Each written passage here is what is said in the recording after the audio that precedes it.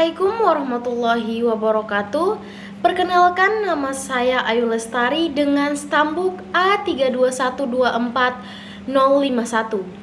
Saya dari Fakultas Keguruan dan Ilmu Pendidikan Universitas Tadulako. Baik, di sini saya akan menjelaskan apa itu sifat dapat dihukum dan dasar peniadaan pidana. 1. Pengertian dapat dihukum. Tidak dapat dihukum dimaksud karena tidak dapat dipertanggungjawabkan. Berbicara tentang seseorang yang tidak dapat dipertanggungjawabkan, tentu tidak dapat terlepas dari seseorang yang dapat dipertanggungjawabkan. Ada kalanya sifat dapat dihukum itu lenyap karena alasan tertentu, tetapi sifat wederrechteld tetap ada. Misalnya pencurian. Pencurian antara suami istri, suami atau istri tidak dapat dihukum, tetapi orang yang membantu atau bersama-sama melakukan pencurian tetap dapat dihukum. Profesor Satoshi Kartanegara memberikan pengertian tentang strafrechtsleuningsgronden, yaitu hal-hal atau keadaan-keadaan yang dapat mengakibatkan orang yang telah melakukan sesuatu yang dengan tegas dilarang dan diancam dengan hukuman oleh undang-undang atau delik tidak dapat dihukum. 2. Kurang sempurna akal atau sakit ingatan. Orang yang tidak dapat dipertanggungjawabkan terhadap perbuatannya adalah 1. Orang yang tidak dapat bebas menentukan kehendaknya terhadap perbuatannya yang dilakukannya. 2. Ada orang yang keadaan jiwanya sedemikian rupa sehingga ia tidak dapat menginsafi bahwa perbuatannya tersebut terlarang dan juga tidak dapat menyadari akibat daripada perbuatannya. Pasal 44 ayat 1 KUHP, tiada boleh dihukum barang siapa melakukan perbuatan yang tidak dapat dipertanggungjawabkan kepadanya, sebab kurang sempurna akalnya atau sakit ingatan. 3. Yaitu keadaan memaksa atau overmuch compulsion. 1. Vis absolut atau paksaan absolut.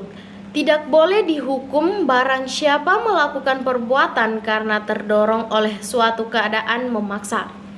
2. Ada paksaan relatif, adalah paksaan yang kemungkinan dapat diletakkan walaupun secara perhitungan yang layak.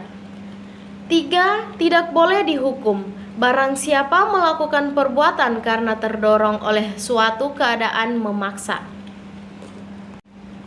Selanjutnya nomor 4 yaitu keadaan terpaksa atau natesten. Natesten merupakan perluasan dari overmuch yang timbul dari suatu keadaan terpaksa. Profesor Satoshi Kartanegara menjelaskan natesten sebagai berikut. Keadaan ketika suatu kepentingan hukum dalam keadaan bahaya dan untuk menghindarkan keadaan bahaya itu terpaksa dilanggar kepentingan hukum lain. Selanjutnya ada nomor 5 yaitu perbedaan overmuch dengan natesten. Menurut Satoshi Kartanegara, antara lain, dalam hal overmuch, tekanan dan paksaan itu timbul atau ditimbulkan oleh manusia. Sedangkan dalam hal natesten, tekanan atau paksaan itu ditimbulkan oleh masalah-masalah di luar manusia.